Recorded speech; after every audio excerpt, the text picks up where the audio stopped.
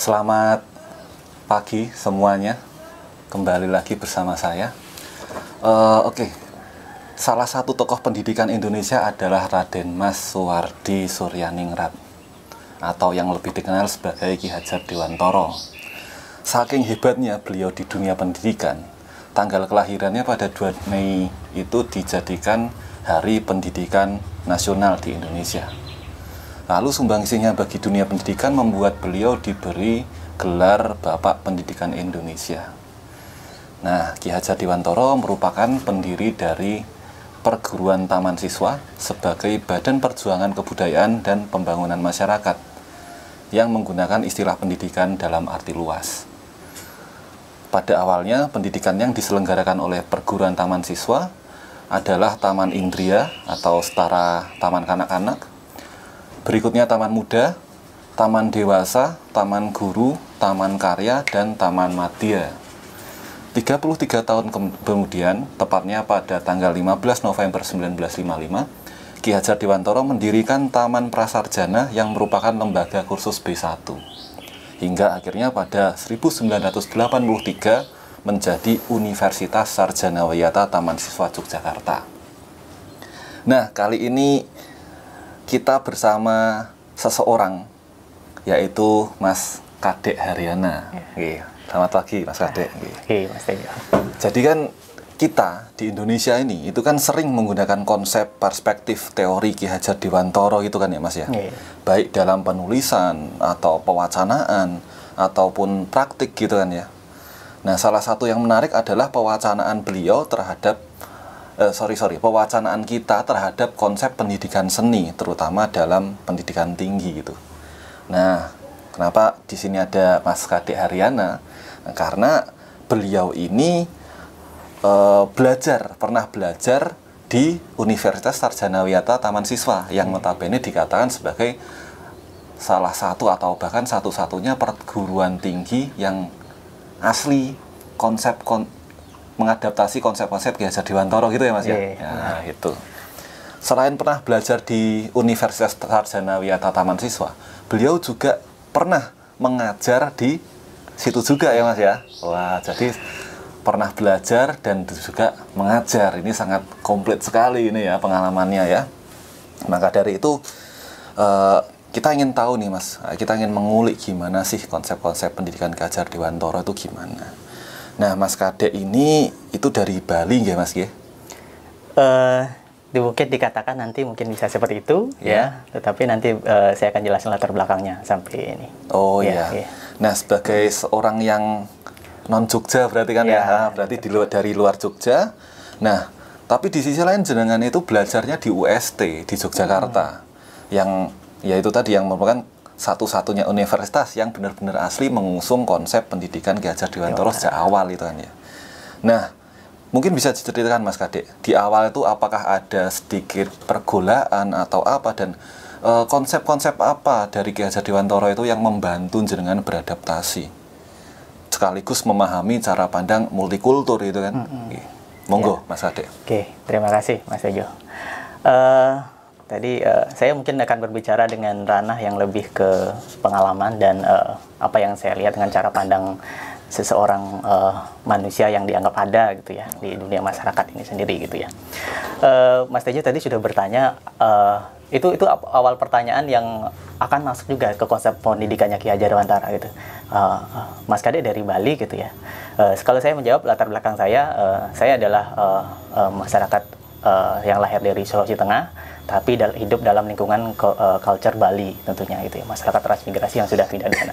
Nah, untuk menjawab hal tersebut mungkin lebih dalam lagi untuk memahami bagaimana kehidupan masyarakat dan kebudayaan itu nanti dari konsep pendidikannya Ki Hajar Dewantara itu sendiri. Itu menjadi cara pandang saya untuk melihat bagaimana pendidikan yang diajarkan atau konsep pendidikan yang dicetuskan oleh Ki Hajar Dewantara itu yang begitu bukan kita maksudnya ini nasionalis gitu ya, nasionalis, tetapi apa yang disebut nasionalis dari menurut Ki Hajar Dewantara itu sendiri gitu ya.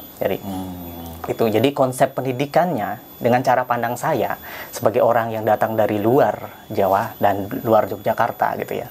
Jadi saya tidak akan berbicara banyak masalah konsep-konsep yang akan banyak nanti diturunkan istilah-istilah Yogyakarta, istilah Jawa ya, dari konsep-konsep apa namanya tri dan beberapa lagi, banyak sekali itu konsep-konsep yang memiliki di dalam proses pendidikan Ki Hajar Dewantara sendiri itu ya. Salah satunya itu Turendara ini yang menjadi jargonnya sendiri dalam proses pendidikan itu ya. Nah itu kan dicetuskan di setiap sekolah sekarang sudah bahkan di beberapa logo-logo busana ya untuk sekolah itu ada gitu yang dikenal, tetapi tidak pernah dipandang bahwa itu apa sih sebenarnya gitu ya. Nah cara pandang Ki Hajar Dewantara sendiri menurut saya itu sangat menarik, dan yang paling menarik adalah bagaimana dia menciptakan sebuah konsep yang intinya bahwa bagaimana nasib pendidikan nasional yang ingin dicetuskan oleh dia, bahwa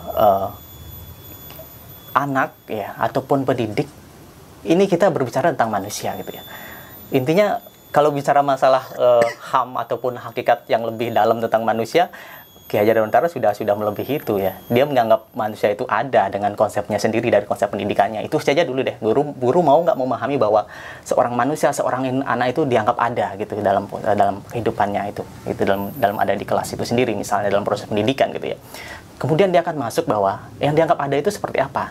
Ya, anak didik dianggap ada bahwa Ki Hajar Dewantara dalam beberapa buku dan tulisannya sudah menjelaskan bahwa pendidikan adalah konsep ya yang untuk memanusiakan manusia, itu yang dikenal ya gitu lebih dalamnya. Kemudian konsep pendidikan adalah menuntun gitu ya, menuntun sebenarnya potensi anak, kodrat alam anak ya gitu, sesuai kodrat alamnya. Kodrat alam di sini yang dimaksud kodrat alam adalah bagaimana ya seseorang anak dianggap ada sesuai dengan misalnya tradisi, culture, budayanya sendiri yang ada di Indonesia sendiri yang begitu beragam gitu ya. Masing-masing punya culture budaya dan berangkat dari identitas. Nah, kehadiran dianggap ada itu harus melahirkan identitas masing-masing gitu. Jadi makanya saya selalu menekankan bahwa bagaimana untuk memahami itu sebelum mendidik, pahami dulu identitas anak ini siapa, dari latar belakang apa, dan konsep culture kebudayaan di lingkungannya seperti apa. Nanti kita akan berbicara masalah lebih luas lagi tentang 3 alam pendidikannya ya gitu. 3 alam pendidikan yang dicetuskan oleh Ki Hajar Dewantara sendiri gitu ya. Lebih luasnya gitu, seperti itu. Jadi menarik banget ini. Lalu gimana Mas relevansinya ketika itu diimplikasikan di pendidikan seni? Oh ya, jadi Mas Kade ini belajarnya di pendidikan seni rupa ketika dulu di UST gitu ya Mas Kade ya, dan juga pernah mengajar juga di pendidikan seni rupa UST. Nah, tadi konsep-konsep tersebut jika diimplikasikan di pendidikan seni gimana Mas Kade itu? Ya, menarik bicara masalah konsep pendidikan seni. Nah, konsep pendidikan seni yang intinya Ki Hajar selama ini kan dikenal bahwa konsep tentang bagaimana pendidikan, tetapi yang ditekankan dan konsep-konsep yang dianut oleh filsafat Ki Hajar Dewantara ini sendiri pun itu paling intinya adalah kesenian itu sendiri sebenarnya, cara pembelajaran dengan kesenian itu sendiri. Bahkan kalau bicara masalah konsep pendidikan seni, harus belajar dalam konsep pendidikan Ki Hajar Dewantara sendiri, bahwa bagaimana yang beberapa filsuf yang dari luar misalnya ya seperti Montessori, kemudian beberapa filsuf dari India, Tagore, dan itu kan dengan semuanya berkecimpung dalam bidang-bidang bagaimana mendidik anak itu dengan cara bermain, dengan kesenangan dan seni di dalamnya gitu ya. Bahwa di dalam proses pendidikan seni ya, dalam konsep pendidikan Hajar Dewantara menyebutnya kesenian gitu ya. Jadi ruang lingkupnya lebih bukan hanya seni rupa, seni musik, dan seni tari. Dan sesuai dengan perkembangan yang ada sekarang gitu ya, kita selalu mengklasifikasikan sebuah bidang ilmu gitu ya. Nah, tujuan Ki Hajar Dewantara sebenarnya melahirkan bagaimana manusia bisa melihat sesuatu itu lebih kompleks, lebih istilahnya kalau bicara masalah manusia renaissance gitu ya, itu kan kita dihadirkan bagaimana mengetahui semuanya, interdisiplin dan segala macamnya itu. Tapi Ki Hajar Dewantara sudah melebihi dari itu sebenarnya, melihat zaman yang sekarang gitu ya. Ada yang disebut dengan istilah continuous ya, kemudian ada konvergen itu yang terakhir itu, bagaimana mengerap juga pengetahuan yang dari luar, tetapi kita tidak ambil semuanya. Kita melihat juga kultur budaya Indonesia kita sendiri gitu ya. Continuous gitu misalnya. Itu kan dari beberapa tahap itu sudah Ki Hajar Dewantara sudah menyerapkan beberapa aspek pendidikan, bahkan teratur gitu dari masanya itu, dari masa umur berapa kan sudah teratur gitu ya gitu. Kemudian konsep pendidikan seni di sini diajarkan itu adalah inti dari pendidikan itu sendiri, pendidikan melalui seni. Bagaimana sebuah seni itu bisa melahirkan ya atau memahami bagaimana pendidikan yang harus diajarkan oleh untuk masyarakat itu sendiri nantinya gitu ya. Pengetahuan untuk anak ini lebih luasnya nanti seperti itu. Ya. Iya, ini akan menarik lagi kalau kita lanjutkan pertanyaannya kepada kenapa kok endingnya mata pelajaran seninya cuma 2 mata pelajaran gitu ya. Oke, tapi nanti dulu Mas Kadek.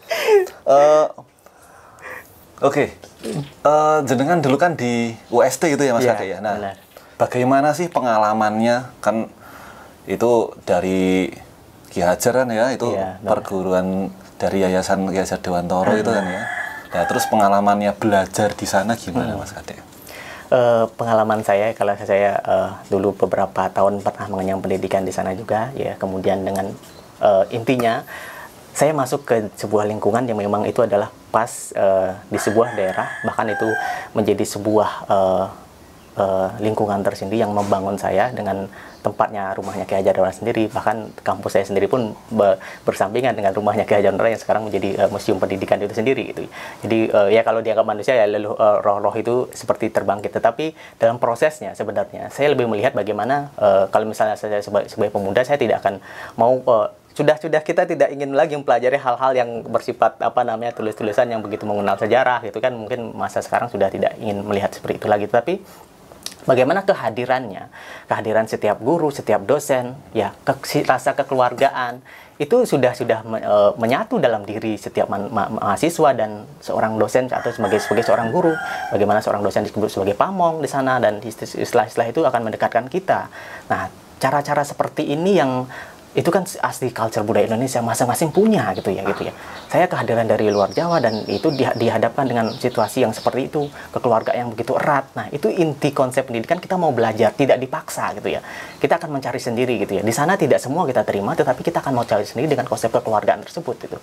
Sistem Among di sana gitu kan, kodrat alam, sistem Among itu yang paling penting memerdekakan kita ya gitu, untuk dengan cara kita sendiri kita menghadirkan sesuatu itu, kita mempresentasikan sesuatu itu gitu ya. Jadi kekeluargaan ini sangat penting dengan culture tradisi masyarakat Indonesia intinya gitu. Dan itu yang menjadi pembeda jenengan dulu ya Mas, misalnya dari UST yang membedakan dari mahasiswa yang lainnya itu ya Mas ya. Gitu. Bahkan ada salam yang kita ini agar nasionalis, ada nama salam dan bahagia untuk sebelum kita masuk gitu ya. Selain masing-masing punya, setiap agama, setiap budaya punya salamnya, tapi mahasiswa sendiri menghadirkan konsep salam dan bahagia itu untuk diucapkan. Bahkan ya mahasiswa masih ini loh, masih cium tangan gurunya gitu. Jadi kehadiran seorang guru atau seorang pamong itu ya dianggap gitu ya. Itu mungkin kalau kita berbicara lebih dalam tentang pendidikan yang selama ini guru ya dipandangnya seperti apa, tapi tanpa tanda jasa seperti itu ya. Jadi hanya diberi materi dan segala macam dan tidak seberapanya, tapi penghormatan seperti itu akan melahirkan bagaimana kita mau mendidik dengan rasa gitu ya. Kalau bicara tentang rasa itu sendiri menarik ya. Oke. Itu juga sama atau ada perbedaan atau ada perkembangan atau gimana itu Mas? Dengan kondisi pada saat jenengan sudah mengajar di UST gitu. Dulu kan belajaran ya. Lah pas posisinya jenengan sekarang jadi pamong nih. Gimana Mas? Ya, posisi itu tentu kalau sudah ditolak oleh seorang guru, saya sudah mengadopsi dan coba memahami dengan cara pandang budaya saya sendiri untuk konsep tersebut. Kemudian saya mengajar sekarang ya. Saya juga akan lebih memikirkan hal tersebut ya, karena mungkin ada teman-teman yang ada lebih paham lagi dan lebih ingin menguasai bahwa ini salah sih cara mengajar, ini cara mengajar. Tapi cara pandang saya adalah bagaimana yang sudah hal-hal yang sudah dilakukan oleh guru-guru saya, pamong-pamong saya, senior saya gitu ya. Saya coba terapkan dengan cara yang sekarang gitu ya, menghadapi mereka gitu ya. Cara pandang yang bagaimana Ki Hajar mengutarakan bahwa kita bukan hanya berpikir secara olah pikir, olah rasa ya, rasa dan karsa gitu ya, tindakan yang dilakukan itu sangat penting untuk membangun kita mau berempati terhadap siapapun yang hadir gitu ya. Makanya pada saat saya mengajar pun saya selalu melihat bagaimana mahasiswa yang datang misalnya ini berasal dari mana sebenarnya. Saya akan tanya, akan lebih dalami, lebih mengenal mereka. Culture dari Lombok, dari NTT, dari Papua, dari Maluku, dari Sumatera. Itu mereka punya culture yang masing-masing tidak bisa disamakan gitu ya. Mereka beridentitas berlatar belakang ataupun membawa sebuah pemikiran dari latar belakang daerahnya masing-masing, kemudian bertemu dengan masyarakat ataupun teman-temannya yang ada di Jogja gitu ya. Jangan sampai ini menjadi sebuah dilema bahwa mereka akan, wah ini seperti kok kita berteman dengan ini seperti pemikirannya gitu. Jadi bagaimana mau menghadirkan cara pandangnya mereka dan menghadirkan. Saya pun seperti itu merasa Mas Tejo. Jadi pada saat datang ke Jogja, saya ingin mengenal kembali kebudayaan saya gitu ya. Ingin melahirkan kembali bahwa sebelumnya saya berada di suatu kondisi yang seperti itu. acuh tak acuh, tidak mau melihat kebudayaan saya sendiri lebih dalam. Tetapi pada saat datang dengan situasi di taman siswa dan kehadiran teman-teman yang seperti itu, kita masing-masing mahasiswa dan masing-masing manusia atau subjek itu sendiri, kita ingin melahirkan kembali atau mencari kembali bahwa identitas kita seperti apa sih, ya nanti akan membangun nasionalis bersama itu sendiri gitu. Wah, gitu ya. menarik. Apakah itu tuh disadari dan dipahami beneran Mas sama mahasiswa? Ya, mahasiswa dalam artian ketika jenengan dulu belajar ya teman-teman mahasiswa gitu, dan juga ketika jenengan mengajar yaitu mahasiswanya jenengan, apa ya dipahami Mas itu Mas? Nah, tentu kalau konsep pendidikan siapapun guru ini untuk proses ke sana tidak semua yang bisa memahami dengan seperti itu Mas ya. Jadi ada mahasiswa yang mungkin akan menolak, dan dengan zaman yang sekarang mungkin itu hal yang wajar kita lihat ya gitu ya. Bagaimana masing-masing sudah punya cara pandang yang dianggap wah ini dosen ngomong seperti ini ya tidak sesuai dengan ini. Nah itu, tapi cara pandang mereka walaupun kita disepelekan dan segala macam sebagai seorang guru gitu ya. Tapi dengan intinya itu lagi, kalau saya sudah memakai rasa itu, rasa ya, pikir, rasa dan karya itu tidak ada apa-apanya dengan walaupun mereka mencoba apapun gitu, walaupun beberapa mahasiswa tidak mau mengerti tentang hal itu. Karena saya bertekad memang ingin bahwa mereka nanti mengerti rasa yang saya rasakan nanti, seperti yang Ki Hajar Dewantara tautkan ya, tuliskan dalam beberapa konsepnya gitu ya. Bagaimana kita ya intinya kalau mau jadi seorang guru, menjadi seorang manusia, bukan hanya olah pikir tapi mau nggak bisa membagikan rasa itu sendiri ya gitu. Rasa itu kan ya kita tidak bisa jelaskan itu secara filsafat timur, tidak bisa jelaskan, tapi itu yang menjadi penguat ya, menjadi seorang guru penguatnya di situ mungkin ya zaman sekarang gitu. Menarik banget ini Mas ya. Jadi kan itu sangat dahsyat itulah ya bisa kita katakan konsep-konsep pendidikan Ki Hajar Dewantara. Beliau sudah memikirkan jauh ke depan itu. Fleksibilitasnya juga beliau pikirkan gimana cara membantu orang untuk beradaptasi di lingkungan yang baru dan sebagainya. Bagaimana dia bisa memunculkan potensi dirinya gitu ya Mas Kadek ya. Benar. Namun menurut jenengan sendiri, kenapa kok di Indonesia tidak begitu populer? Dan terkesan hanya menjadi non sewu, jargon itu Mas. Semua ngomongnya Ki Hajar Dewantara, tapi kok hanya menjadi jargon. Kenapa tuh Mas sebenarnya? Iya. Benar sekali Mas Tejo. Saya pun selalu melihat seperti ada yang menang bahwa setiap seminar sekali kita lihat ya, setiap seminar ada penggunaan Zoom, video di YouTube dan segala macam, selalu membicarakan Ki Hajar Dewantara. Tulisan-tulisan banyak sekali meneliti tentang Ki Hajar Dewantara, konsep Ki Hajar Dewantara yang begitu penting. Tetapi saya tidak mau menjudge bahwa masing-masing tidak memahami atau tidak menerapkan gitu ya. Apakah konsep tersebut sudah dirasakan gitu ya, ataupun seperti ucapan Ki Hajar Dewantara tadi bahwa dari konsep olah pikir, olah rasa dan olah karsa itu sendiri sudah dilakukan dalam itu bukan hanya sekedar konsep yang hanya kita bicara dan kita tahu gitu ya, tapi kita lakukan gitu ya intinya itu. Jadi yang jargon-jargon sekarang yang banyak dari dulu memang seperti itu ya, bahwa konsep pendidikan di Ki Hajar Dewantara selalu seperti ini. Wah, masing-masing sekolah dan semua perguruan tinggi pun memang memuja-muja kehadiran konsep tersebut gitu. Tetapi memang di dalam penerapannya yang selama ini kita lihat ya, kalau memang kita di lingkungan masyarakat mungkin karena guru ya selama ini konsep-konsep itu memang belum saya tidak berani juga mereka belum memahami, atau memang mereka ikut alur administrasi kurikulum yang ada gitu ya, agar memenuhi saja jam-jam pembelajarannya seperti itu. Apakah seperti itu yang terjadi gitu ya? Kan belum memerlukan, karena kita memang begitu kompleks kalau membicarakan masalah pendidikan Indonesia yang begitu beragam, multicultural, permasalahan yang begitu berbeda gitu ya. Jadi penekanan, tentu kalau menurut saya memang penekanan dari masing-masing individu sebagai manusia itu sendiri yang perlu dihadirkan, bahwa bagaimana konsep rasa untuk menghadirkan masing-masing kebudayaan itu gitu. Kebudayaan itu membangun sebenarnya, dia memiliki, dia ingin belajar gitu ya, dia ingin mengenal kembali gitu ya, gitu konsep-konsep seperti itu. Bahwa kita selalu diidentikan bahwa kalau sudah masuk karena seperti ini, bahwa pendidikan Ki Hajar Dewantara kan intinya bahwa pendidikan kontekstual sebenarnya gitu ya, gitu. Bagaimana seperti kodrat alam tadi yang sudah bicarakan bahwa pendidikan kontekstual dihadirkan, anak atau masyarakat dihadirkan dengan pendidikan apa yang diperlukan pada saat mereka berada di situasi seperti itu, bukan komputer, bukan teknologi yang datang ya. Kita melihat teknologi apa yang diperlukan ya. Kalau kita mengejar seperti itu ya, kita lihat cara pandang industri sekarang. Banyak anak-anak dari desa sekarang mengejar untuk pergi ke kota untuk belajar, dan akhirnya ya sudah meninggalkan kota itu sendiri gitu ya, desanya sendiri. Kemudian karena itu menjadi sebuah stigma yang menarik di lingkungan masyarakat itu, kita sudah dibentuk dengan orang tua ya. Alam perguruan tadi yang saya katakan bahwa ada alam keluarga ya, alam perguruan, sekolah, dan alam pergerakan pemuda atau masyarakat di sini. Bahwa Ki Hajar Dewantara sudah menekankan ketiga alam itu yang perlu dilihat ya. Tapi sekarang kan biasanya sekolah ya selalu dibebani ya. Kita melihat sekolah tidak berhasil, kemudian tidak bisa melihat keadaan keluarga ya, pendidikan di keluarga, kemudian pendidikan di lingkungannya gitu, lingkungan masyarakat atau Ki Hajar sudah menekankan bahwa lingkungan pendidikan itu ada disebut alam pemuda di sana. Alam pemuda, mereka apa yang mereka lakukan pada saat konteksnya kalau kita bicara pemuda pada saat sekarang gitu ya, apakah itu bisa dihargai untuk bisa kita bangkitkan, apa yang bisa kita capai dalam konsep pendidikan pemuda yang mereka bergaul dengan cara pandangnya sendiri kemudian ditolak kehadiran misalnya dalam berbicara masalah pendidikan seni gitu ya, dia menghadirkan seperti ini di jalan tetapi orang lain melihat dengan etika ataupun kesadaran moral dengan cara pandangnya bahwa itu salah gitu ya, selalu ditekankan dengan hal yang cara yang berbeda, tetapi mau nggak memahami apa yang dilakukan itu berlatar belakang apa gitu. Jadi memahami apa yang dilakukan pemuda, apa yang dilakukan masyarakat, apa yang dilakukan pendidik itu dengan cara kita sendiri, dengan perasaan kita, mungkin itu menjadi salah satu jalan. Bukan hanya mengukur secara afektif atau pikiran ataupun kecerdasan selama ini selalu digembar-gemborkan menjadi lebih dominan gitu dalam proses pendidikan itu sendiri.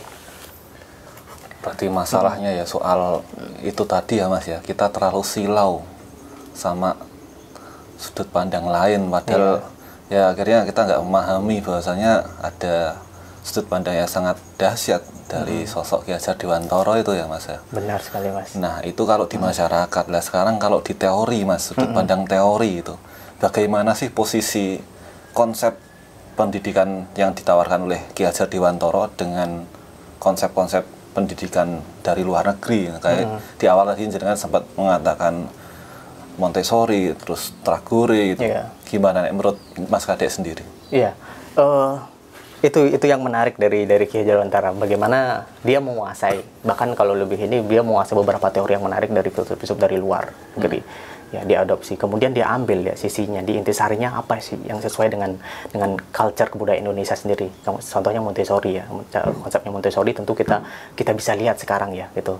Sekolah-sekolah Montessori, saya tidak menyinggung sekolahnya, tetapi beberapa pendidikan yang sekarang lebih mengambil konsep-konsep barat, lebih dominan gitu ya. Dan itu menjadi privilege sendiri untuk orang tua dan masyarakat, bahwa kalau sudah hadir dalam atau sekolah yang bersifat berstandar internasional segala macam, itu dikejar gitu ya menjadi ini. Padahal ya Ki Hajar Dewantara sendiri sudah dia menyaring konsep Montessori, konsep dari Jerman salah satunya itu yang diambil, kemudian dari Tagore yang berbicara masalah seni dan alam itu sendiri gitu ya. Bagaimana kalau itu dikonsumsi dengan konsep budaya Indonesia, bahkan lebih beragam lagi kalau kita mau mencari gitu ya. Ki Hajar Dewantara mau menghadirkan itu satu konsep. Sekarang kita sebagai seorang guru ambil itu satu konsep yang dihadirkan oleh misalnya dari Tagore, misalnya sudah diintroduksi oleh Ki Hajar Dewantara sendiri bahwa seni ya itu bagaimana menjadi sebuah kebudayaan gitu ya, gitu. Alam berubah menjadi sebuah kebudayaan gitu. Misalnya kita memahami alam, memahami sesuatu yang ada di lingkungan kita gitu, dengan begitu hal yang disajikan di Nusantara sendiri, konsep pendidikan Nusantara sendiri begitu kayanya gitu ya. Kalau kita mau masuk masing-masing guru mau masuk ke dalam cara pandang orang suku ini seperti ini, kita mau cari intisarinya, pengetahuan kearifan lokalnya yang bisa diambil dari konsep yang diajarkan Ki Hajar Dewantara. Kita intinya gini, kalau saya cara melihat cara pandangnya Ki Hajar Dewantara itu, kita sebagai pendidik bahkan kita bisa menjadi seorang peneliti langsung, riset gitu ya. Kita diajarkan untuk mengembangkan, menciptakan sesuatu, tetapi dengan culture budaya Indonesia sendiri. Kita diajarkan untuk melahirkan kembali gitu, melahirkan kembali konsep-konsep yang diperlukan pada saat anak itu berada pada zaman itu, pada zaman sekarang misalnya, pada konteks yang sekarang, misalnya kepada suasana yang sekarang, ataupun pada situasi di mana mereka berada gitu. Jadi kita mau nggak mau menciptakan kembali konsep itu, bukan dari jargon yang dijelaskan oleh konsep Ki Hajar Dewantara ini bahwa seperti ini, itu Noriandara seperti ini, tapi mau nggak intisari dari konsep itu apa penciptaannya nanti dari masing-masing guru ya. Gitu. Ya, intinya latar belakang lagi bahwa kita mau memahami alam, seni, dunia kebudayaan kita sendiri gitu. Manusia, kehadiran manusia sendiri gitu ya. Ini paling sulit Mas Tejo. Jadi kita kan kalau sebagai seorang pendidik yang kita hadapi manusia yang selalu berubah pemikirannya gitu, berkembang gitu ya. bukan benda mati gitu ya, itu yang kita hadapi gitu ya. Jadi konsep-konsep itu Ki Hajar Dewantara sudah menyajikan. Kita bukan melihat jargonnya dengan cara ini, konsep ini sudah disajikan, konsep Tuturian dari sudah disajikan, beberapa konsep-konsep yang tentang trikon ya, misalnya ngerti ngerasa ngelakoni, kemudian beberapa konsep-konsep tentang bagaimana nitya ini niroke dan nambahi, konsep modifikasi itu kan diajarkan dengan sebuah teori ya kepada mahasiswa gitu misalnya, untuk menerapkan ini ikuti dulu ini, tetapi cara pandangnya mungkin dengan bahasa ya. Kalau misal Ki Hajar Dewantara sendiri menjanjikan dengan bahasa Jawanya, mau nggak kita sebagai orang yang sudah Ki Hajar Dewantara sendiri sudah menegaskan bahwa bagaimana cara pandang kodrat alam itu sekarang kita ciptakan sebuah bahasa kita sendiri misalnya untuk memahami konsep itu gitu ya. Kita ciptakan sendiri, masing-masing konsep menciptakan untuk konsep itu gitu. Intinya ya kalau bicara masalah akhirnya sekarang bicara masalah pendidikan karakter, Ki Hajar Dewantara sudah mendahului sendiri dengan pendidikan budi pekertinya dari dulu. Bicara kesenian saja sudah masuk ke sana intinya gitu. Dan itu kalau konsep rasa itu bahkan saya menganggapnya itu melebihi dari pendidikan karakter sebenarnya. Kalau mau memahami itu dengan cara pandang yang bukan hanya sekedar teori yang disajikan ataupun konsep besar jargon-jargon yang disajikan itu sendiri gitu. Makanya saya tidak mau berbicara dengan saya pun agak takut kalau bicara masalah bukan jargon tetapi beberapa konsep-konsep yang disajikan dengan bahasa yang begitu luhur, bahasa Jawa misalnya ini ya, itu bisa luhur dengan bahasa saya berucap pun mungkin akan agak salah ini ya, pengucapan secara lisan gitu ya. Tapi saya ingin menangkapnya itu dengan cara konsep rasa kita sendiri gitu ya, bukan dari cara kita berucap dengan konsep-konsep yang begitu padat itu sendiri gitu ya. Oke. Sangat luar biasa ya rambutku ini ya. Menarik banget Mas Kadek, menarik banget ya. Dari tadi soal intisari itu ya, pemahaman intisari. Jadi Ki Hajar sudah menawarkan itu dan kita coba untuk selami, pahami, peres gitu juga. Dan itu kalau intisarinya kepegang gitu ya, itu bisa untuk bekal kemana-mana gitu Mas Kadek. Benar sekali Mas Tejo. Wah, menarik. Nah, pesan ini Mas Kadek sekarang, pesan kepada pendidik, calon pendidik itu terkait pentingnya pemahaman konsep-konsep Ki Hajar Dewantara.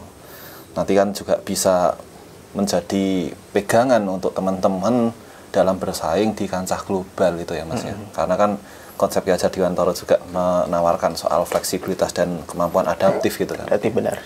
Monggo Mas Kadek, gimana pesan-pesannya? Ya, mungkin pesan ya, kalau menurut saya, pandangan saya, apa yang perlu kita lakukan misalnya yang sekarang ya, kita akui dulu atau kita mau sadar bahwa diri ini kita ada gitu ya, kita ada dan kita berada di mana gitu ya. Kita ingin menciptakan sebuah ekosistem atau ruang agar kita mau bekerja sama gitu ya. Di sini bekerja sama, di sini intinya kita mau bergotong royong dengan konsep-konsep Ki Hajar Dewantara. Beberapa sudah menjelaskan tentang itu ya, bagaimana culture budaya Indonesia sudah dari dulunya ada, kearifan lokalnya sudah ada, nilai-nilai seperti itu ditanamkan dan pengetahuan-pengetahuan seperti itu yang kita angkat ya gitu, dengan cara pandang masing-masing budaya gitu ya. Nah, dengan cara-cara masing-masing budaya yang begitu beragam di Indonesia dengan multicultural ini, saya lihat kalau guru-guru yang sudah mengenyam pendidikan begitu tinggi, sekarang itu diangkat, bahwa kita masing-masing keluar lihat cara pandang budaya masing-masing untuk mau dihadirkan di konteks yang sekarang, di sekolah yang sekarang.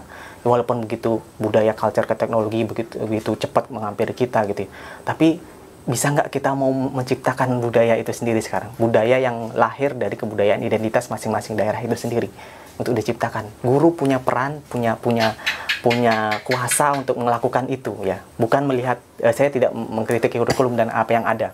Kurikulum akan selalu berubah dengan keadaan yang ingin secara pemerintahan segala macamnya. Tetapi kita sudah paham dulu gitu ya, apa yang diperlukan secara kontekstual anak tersebut di budaya tersebut gitu. Kemudian dengan konsep rasa tersebut ya. Ya, tadi bicara masalah konsep rasa, jadi membangkitkan rasa seorang guru mau mendidik nantinya itu yang paling penting, memang paling perlu ya.